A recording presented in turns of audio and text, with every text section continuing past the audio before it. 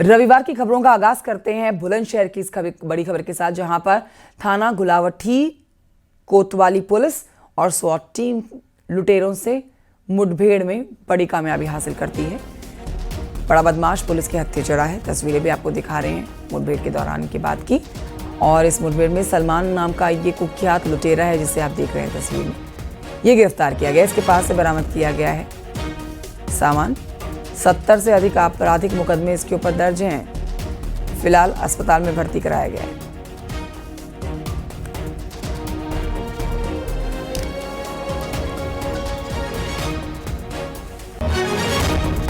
दिनांक 12 जुलाई को थाना गुलावटी पुलिस तथा स्वाट टीम द्वारा सिकंदराबाद अंडरपास के पास चेकिंग की जा रही थी। चेकिंग के दौरान एक बिना नंबर प्लेट की एक मोटरसाइकिल, जिस पे एक व्यक्ति हेलमेट लगा के बैठा हुआ था, जब उसको रोकने का इशारा किया गया तो वो अपनी बाइक मोड़ के और भागने का प्रयास करने लगा तथा चिड़ावक रोड पर उसने अपनी गाड़ी मोड़ दी। पुलिस ने जब उसका पीछा किया तो अपने आप को पुलिस से गिरता हुआ देख उसने जान से मारने की नीयत से पुलिस पार्टी के ऊपर फायर कर दिया। आत्मरक्षा कार्रवाई में पुलिस फायरिंग में इस व्यक्ति के पैर में गोली लगी है। इस व्यक्ति की पहचान सलमान पुत्र याकूब के रूप में हुई है, जो कि लिसाड़ी गेट मेरठ का रहने वाला है। खबर नोएडा से, जहां पर एनकाउंटर में बदमाश को गोली लगी है। पुलिस की वर्दी पहनकर रौब झाड़ता था ये आरोपी, और चेकिंग के दौरान बदमाश के साथ एनकाउंटर में आरोपी के कब्जे से तमंचा कारतूस बरामद किया गया।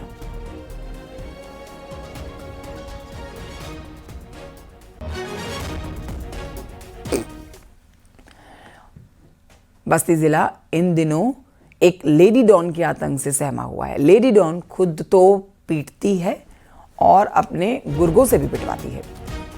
लेडी डॉन का नाम समा खातून बताया जा रहा है। सदर कोतवाली के रजिस्ट्री दफ्तर में दबंग समा खातून ने सरेआम एक युवक शाहिद हसन पर थप्पड़ों की बरसात कर दी। देख रहे हैं आप इस महिला का आतंक। इस महिला के वीडियोस वायरल हुए। अब उन्हीं वीडियोस के आधार पर कार्रवाई पुलिस ने शुरू की है। पीटने और पिटवाने का अपने गुर्गों से इस महिला के ऊपर आरोप। मेरे दुश्मनों से मिली हुई है खड़े यंत्र के तहत। मेरे दुश्मन जो है उर्मिला और परशुराम है, वो मेरा 10 तारीख 12 तारीख को मेरा फ़ोटो खींच रहे थे कोर्ट में। 18 तारीख को पुलिस मैंने बुलाया, 112 पकड़ करके छोड़ दिया। उसके बाद इन लोग से मिल करके महिला ने अपने घर ले गई मुझे। अपने वहाँ दुश्मनों से बुरी तरह प्राणघातक हमला कराया, और उसके बाद पूरा सारा सामान बैग सुधे सारा जब्त कर ली। सामान भी नहीं दे रही है, अभी भी दबंगई कर रही है कि जान से मार डालेंगे। FIR दर्ज नहीं हो रहा। चक्कर काटते काटते हम लोग थक जा रहे हैं। देखिए, थाना कोतवाली जनपद बस्ती के क्षेत्र के अंतर्गत एक घटना प्रकाश में आई थी। वीडियो वायरल हो रहा था, जिसमें एक महिला को कुछ लोगों के साथ अभद्रता और मारपीट की घटना कारित कर रही थी। इस संबंध में थाना कोतवाली पर उस वीडियो का संज्ञान लेते हुए अभियोग पंजीकृत कराया गया है। उसमें जो सुसंगत साक्ष्य है उनका संकलन किया जा रहा है। इसमें आवश्यक वैधानिक कार्रवाई कराई जा रही है। जो भी साक्ष्य प्राप्त होते हैं उस आधार पर कार्रवाई करेगी। गाजियाबाद से खबर, जहां के गॉड सिद्धार्थम में एक जूस विक्रेता पर कुछ व्रतधारियों ने गंभीर आरोप लगाए हैं। इनका आरोप है कि दुकानदार ने इन्हें जूस में थूक मिलाकर पिलाया, और इन लोगों का आरोप है कि मुस्लिम व्यक्ति भारत नाम से ये जूस का कॉर्नर चला रहा है। ये शख्स मुस्लिम है जिसका ये जूस कॉर्नर है। इसने यहाँ तक कि अपने दाएं हाथ में कलावा भी बांधा हुआ है और अपना नाम हिंदू बताकर जूस बेच रहा था। विरोध के बाद भी पुलिस ने शिकायत दर्ज नहीं की। व्रतधारियों के विरोध और डायल 112 को फोन करने के बाद दुकानदार के खिलाफ मामला अब तक भी दर्ज नहीं किया गया। इसके बाद इन्होंने लोनी विधायक नंद किशोर गुर्जर को देर रात फोन किया, और उनके दखल के बाद, उनकी नाराजगी के बाद पुलिस ने मामला दर्ज किया है। कुछ युवकों द्वारा जानकारी दी गई कि चौकी क्षेत्र जल निगम के अंतर्गत संचालित एक जूस की दुकान पर स्वच्छता के मानकों का उल्लंघन करते हुए जूस बेचा जा रहा है। इसका पुलिस द्वारा संज्ञान लिया गया है और पूछताछ हेतु 2 व्यक्तियों को इसमें हिरासत में लिया गया है। घटना से जुड़े हुए सभी पक्षों की तथ्यों के आधार पर जांच करके आगे की विधिक कार्रवाई संपन्न की जा रही है। एक जूस कॉर्नर जो है भारत के नाम से चलाता है, उस पर ये अभी जो बैठ करके आप भी थे कि DCP साहब ने माना कि उनके नाम मुस्लिम हैं दोनों के, लेकिन वो वहाँ अमन और सुनील बन के जूस बेचते हैं। कलावा स्पष्ट उन्हें दिखाई दे रहा है, तो पहला अपराध तो यही बनता है। उसके बाद थूकते हुए जो नीचे थूक रहा वो वीडियो उसका है। पुलिस उन्हें पकड़ती है, जैसा कि इनका कहना है। ये बच्चा भी आपके सामने खड़ा है, कि उसको फिर चौकी से छोड़ दिया जाता है। जब रात को हमें 11 बजे के बाद पता चलता है, फ़ोन जाते हैं कि इस तरह से पुलिस कह रही है कि उल्टा तुम्हें जेल भेज देंगे और व्यवहार ख़राब होता है, तो फिर हम जब बात करते हैं ऊपर तो फिर उसको पकड़ा जाता है। सुबह के टाइम ये लोग गए थाने में तो इनको इंस्पेक्टर ने इनके साथ मिसबिहेव किया और कहा कहीं चले जाओ।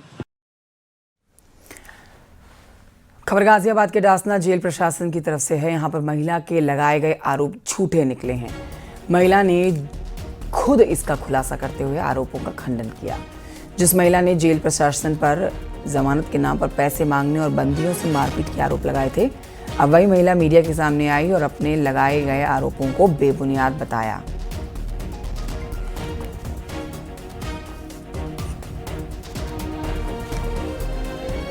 सर से भी बात हुई है, सीताराम सर जी से, तो मेरी उनसे भी बात हुई है। जो भी मतलब मिसअंडरस्टैंडिंग थी, जो भी बातें थी, मेरे सारे डाउट्स क्लियर हो गए हैं।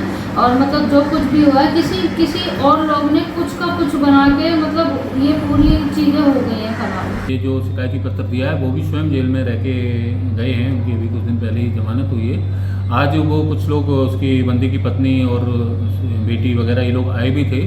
इन्होंने अपना पक्ष रखा है कि हम कहीं किसी ने गुमराह किया था या बहकावे में आकर इस तरह का शिकायती पत्र दिया है, और इस तरह की उन्हें कोई समस्या नहीं, और बंदी को भी किसी तरह की समस्या नहीं। बंदी ने भी उसने अपना पक्ष लिख के दिया है कि उसे किसी तरह का इहाना, उसके साथ कोई टॉर्चर हो रहा है। और अब बताते हैं आपको कि लखनऊ में आज यशस्वी प्रधान यूपी कार्यक्रम का आयोजन होगा, जिसमें केंद्रीय कृषि मंत्री शिवराज सिंह चौहान मुख्य अतिथि के रूप में शामिल होने जा रहे हैं। ग्राम पंचायतों में विकास, निर्माण और पुनर्निर्माण को नई सोच के साथ रफ्तार देने वाले ग्राम प्रधानों की सोच का अभिमान है यशस्वी प्रधान कार्यक्रम।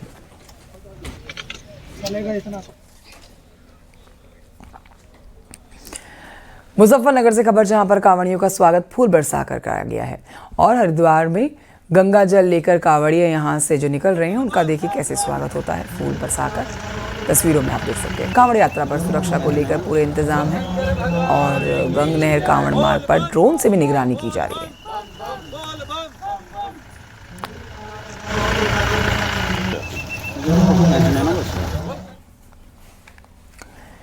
खबर शामली से है, जहां पर एडीजी मेरठ भानु भास्कर ने कांवड़ मार्ग का निरीक्षण किया।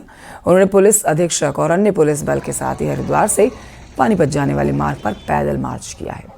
एडीजी ने कांवड़ियों की सुरक्षा व्यवस्था का जायजा लिया। उन्होंने विजय टॉकीज चौक से शहर की तरफ जाने वाले मार्ग का निरीक्षण किया। शामली में बहुत हमारे लिए महत्वपूर्ण है। कांवड़ यात्रा के लिए महत्वपूर्ण होने का कारण ये है, यहाँ से रास्ता हरियाणा में पानीपत, सोनीपत जाता है, अम्बाला भी जाता है, तो ये हमारे लिए बड़ा इम्पोर्टेंट एरिया है। और ये रास्ता जो है, कांवड़िए सब आते हैं यहाँ से आपके मुजफ्फरनगर होते हुए। तो यहाँ के जो बंदोबस्त है उसको काफ़ी रिव्यू किया, समीक्षा की गई है। हमारे पुलिस अधीक्षक श्री राम सेवक गौतम साहब भी हैं, साथ में हमारे सीओ साहब भी हैं, सीओ ट्रेनिंग भी है, तो सारे अधिकारी यहाँ पे मौजूद हैं। मुजफ्फरनगर में दर्शकों से कांवड़ सेवा शिविर लगा रहे आयोजकों को जिला प्रशासन की तरफ से एक नोटिस जारी कर दिया गया है। नोटिस में लिखा गया है कि कांवड़ सेवा शिविर लगाने वाले आयोजक कांवड़ यात्रा के दौरान शांति भंग कर सकते हैं। नोटिस के बाद आयोजकों ने विरोध जताया। प्रदेश सरकार के मंत्री कपिल देव अग्रवाल ने भी अपनी नाराजगी जताई है।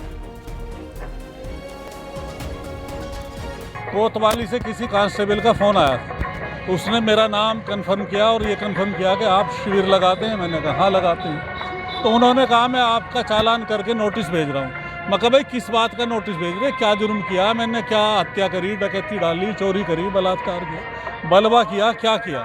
तो वो कोई जवाब नहीं दे पाए। उन्होंने कहा बस मैं आपको नोटिस चालान करके उन्होंने।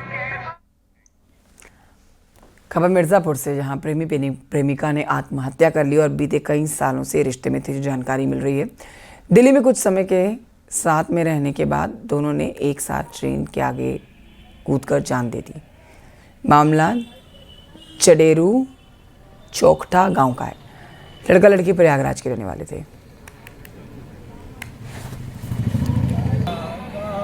नंदलाल सोनकर, उम्र करीब 21 वर्ष, निवासी महेवा कला तथा अंजलि दरिकार पुत्री राजेश दरिकार उम्र 20 वर्ष निवासी चकबिया थाना मांडा जनपद प्रयागराज द्वारा जेल से कटकर आत्महत्या कर ली गई है। सूचना पर थाना दिगना पुलिस द्वारा मौके पर पहुंचकर शव को कब्जे में लेकर पंचायतनामा भरकर पोस्टमार्टम की कार्रवाई कराई जा रही है। मौके पर शांति एवं कानून व्यवस्था की स्थिति सामान्य है। खबर हमीरपुर से। आकाशीय बिजली की चपेट में आने से एक मजदूर की मौत हो गई, जबकि 3 गंभीर हालात में झुलसे मजदूर अस्पताल में भर्ती कराए गए हैं। धान की रोपाई के दौरान हादसे का शिकार हुए 4 मजदूर, सभी घायल अस्पताल में भर्ती हैं।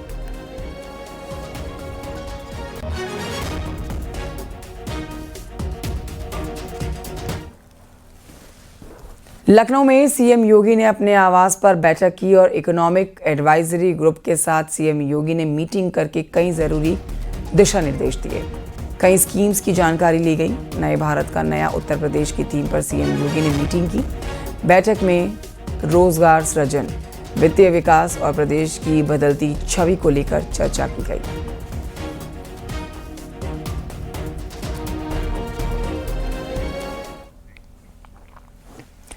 लखनऊ में गुरु तेग बहादुर जी के शहीदी पर्व में पहुंचे सीएम योगी ने बलरामपुर की घटना का जिक्र किया।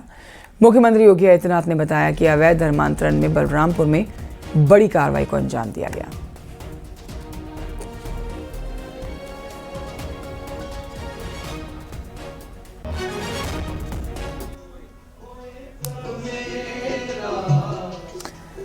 तो कल गुरु तेग बहादुर जी का 350वां शहीदी पर्व और इस दिन पर देखिए सिख समुदाय के बीच में पहुंचे मुख्यमंत्री योगी आदित्यनाथ ने छांगुर बाबा का जिक्र किया। बलरामपुर की घटना का जिक्र किया कि हमने अवैध धर्मांतरण के खिलाफ कार्रवाई की और ये एक बहुत बड़ा मामला बलरामपुर से निकल कर आया।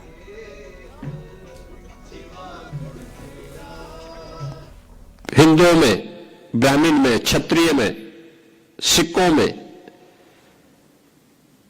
अन्य ओबीसी जातियों में, अनुसूचित जाति जनजाति के लोगों को कैसे धर्मांतरित करना, सबके रेट उसने तय किए हुए थे। विदेशों से उसमें धनराशि आ रही थी।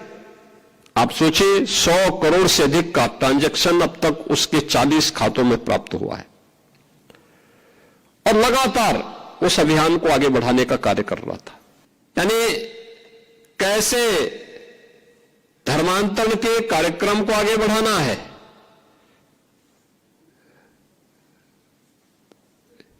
हिंदुओं में, ब्राह्मण में, क्षत्रिय में, सिखों में, अन्य ओबीसी जातियों में, अनुसूचित जाति जनजाति के लोगों को कैसे धर्मांतरित करना, सबके रेट उसने तय किए हुए थे। विदेशों से उसमें धनराशि आ रही थी। आप सोचिए 100 करोड़ से अधिक का ट्रांजैक्शन अब तक उसके 40 खातों में प्राप्त हुआ है और लगातार उस अभियान को आगे बढ़ाने का कार्य कर रहा था।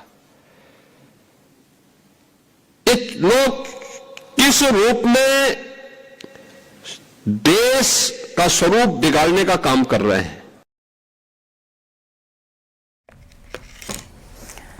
छांगुर बाबा की गिरफ्तारी के बाद यूपी के अल्पसंख्यक कल्याण मंत्री दानिश आजाद अंसारी और पूर्व मंत्री स्वाति सिंह का रिएक्शन भी आया। दोनों ने कहा है कि यूपी की योगी सरकार हर अवैध काम पर अंकुश लगा रही है। कहीं भी देखिए, देश जो है प्रदेश कानून व्यवस्था से चलता है, पारदर्शी व्यवस्था से चलता है। कहीं भी कोई व्यवस्था में कोई गड़बड़ करेगा तो निश्चित तौर पर योगी सरकार उसके ऊपर कार्रवाई करेगी। माननीय मुख्यमंत्री जी का इस पर बहुत ही कड़ा रुख है और होना भी चाहिए। किसी भी धर्म के लोगों को दूसरे धर्म में परिवर्तन से रोकना चाहिए और उसी काम को हमारी सरकार कर रही है, माननीय मुख्यमंत्री जी कर रहे हैं। और मुझे लगता है कि जब माननीय मुख्यमंत्री जी इस प्रदेश के अभिभावक हैं तो इस विषय पर किसी भी व्यक्ति को और ज़्यादा सोचने की ज़रूरत नहीं है। सही कार्रवाई होगी। जलालुद्दीन उर्फ छांगुर बाबा पर सोर्सेज के हवाले से बड़ा एक अपडेट आप तक पहुंचा रहे हैं, जिसमें यूपी एटीएस को मिले कॉल रिकॉर्डिंग के मुताबिक जलालुद्दीन उर्फ छांगुर बाबा अपने सहयोगियों और एजेंटों के साथ कोड वर्ड में फ़ोन पर बात करता था। छांगुर बाबा के कोड वर्ड को खंगाला गया है और जिसके आधार पर ये खुलासा हो रहा है। ये शख्स छांगुर बाबा लड़कियों को प्रोजेक्ट नाम से पुकारता था। वहीं मोहम्मद अहमद पर छांगुर बाबा के फाइनेंसर होने का आरोप लगा है। न्यूज़ 18 ने मोहम्मद अहमद से भी संपर्क किया। मोहम्मद अहमद ने कहा है कि छांगुर बाबा ने उसकी ज़िंदगी बर्बाद कर दी। अहमद जी नमस्कार, अमित बोल रहा हूँ। अमित सिंह न्यूज़ 18 मीडिया से। बोलिए सर। अहमद जी, हम आपके घर भी गए थे, आपके पिताजी से बात हुआ। तमाम आरोप जो है आप पर लगाए गए कि आप जो जलालुद्दीन हैं आरोपी धर्मांतरण मामले के, उनके सहयोगी हैं, उनका फाइनेंस आप हैंडल करते हैं। इसमें कितनी सच्चाई है? सर ये बात पूरी तरह से बेबुनियाद और झूठ है। इनके जो छांगुर बाबा के जो पैसा संभालने वाले हैं, जो फाइनेंसर हैं, वो हैं इजाज मुस्तफ़ा, तनवीर रजा, रब्बानी परिवार, अयमन रिजवी और तमाम लोग हैं। अच्छा, जलालुद्दीन से आपकी क्या संपर्क है? मैं बता रहा हूँ सर, जलालुद्दीन का ऐसा संपर्क है सर कि हमारा जिंदगी तबाह कर दिया है उन्होंने। जलालुद्दीन उर्फ छांगुर बाबा की गिरफ्तारी के बाद उसके गुर्गे छांगुर बाबा के खिलाफ आवाज उठाने वाले हरजीत कश्यप को धमकियां दे रहे हैं।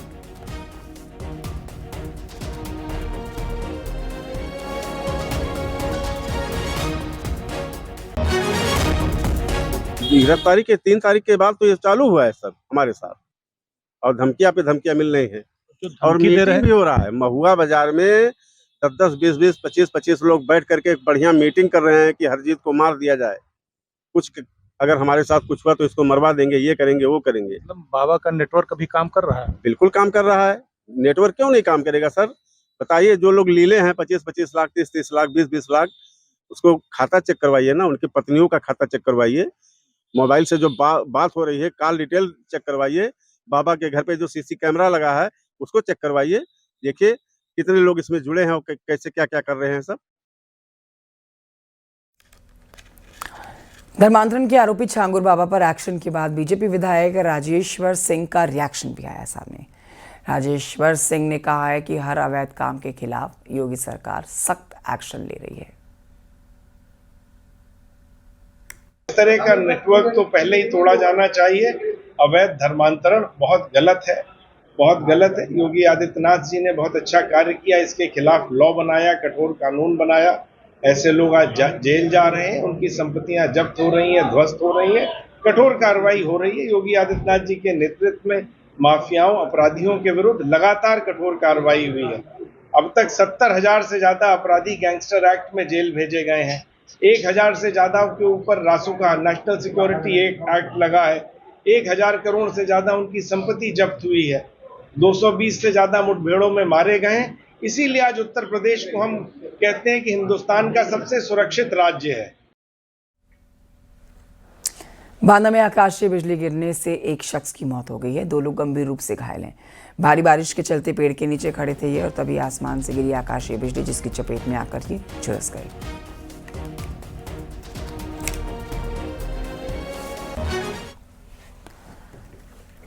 अम्बेडकर नगर में कॉपी किताब की दुकान में भीषण आग लग गई और आग लगने से लाखों रुपए का सामान जलकर राख हुआ है, जो जानकारी मिल रही है। कई घंटों की मशक्कत के बाद आग पर काबू पाया गया। आग की ऊंची ऊंची लपटें आप देख सकते हैं। स्टेशनरी की ये दुकान, और आग तेजी से फैलती चली गई। लाखों का नुकसान हुआ है। शॉर्ट सर्किट आग लगने का कारण बताया जा रहा है।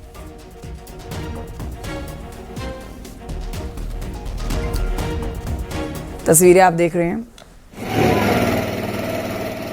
स्टेशनरी की दुकान, जहां शॉर्ट सर्किट के चलते आग लगी और पूरी दुकान के साथ इसने देखिए ऊपर के माले को भी अपनी चपेट में ले लिया। आग पर काबू पा लिया गया।